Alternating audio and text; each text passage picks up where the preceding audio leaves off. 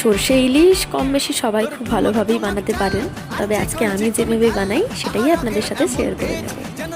তো প্রথমে দেখতে পেলেন আমি একটা মিক্সির জারে কিছুটা সর্ষে এবং পোস্ত এবং কাঁচা লঙ্কা পেস্ট করে নিলাম খুব ভালোভাবে, এবং পেস্ট করার পরে ওটাকে একটা ছাঁকনি দিয়ে ভালোভাবে ছেঁকে জলটা নিয়ে নিতে হবে।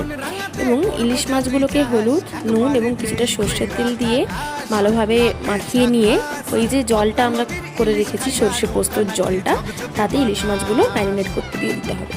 এবং তারপর একটি কড়া গরম করে তাতে কিছুটা তেল, কালো জিরে এবং দুটি কাঁচা লঙ্কা ফোড়ন দিয়ে তাতে হলুদ গুঁড়ো, লঙ্কা গুঁড়ো এবং জিরে গুঁড়ো দিয়ে একটু ভেজে নিয়ে ওই যে ম্যারিনেট করে রাখা সর্ষে পোস্ত জলের সাথে ইলিশ মাছটা পুরোটাই দিয়ে দিতে হবে। এবং স্বাদ মতো একটু নুন দিয়ে লো ফ্লেমে ওটিকে ঢাকা দিয়ে 10 থেকে 15 মিনিট কুক করে নেওয়ার পর তৈরি হয়ে যাবে সর্ষে ইলিশ। একবার ট্রাই করে দেখবেন, অবশ্যই ভালো লাগবে। তোর ঝুমকো কানের দুল আর খোপায় গাঁদা ফুল, ওই কাজল কালো চোখ কার স্বপ্নেতে মশগুল। তোর ঝুমকো কানের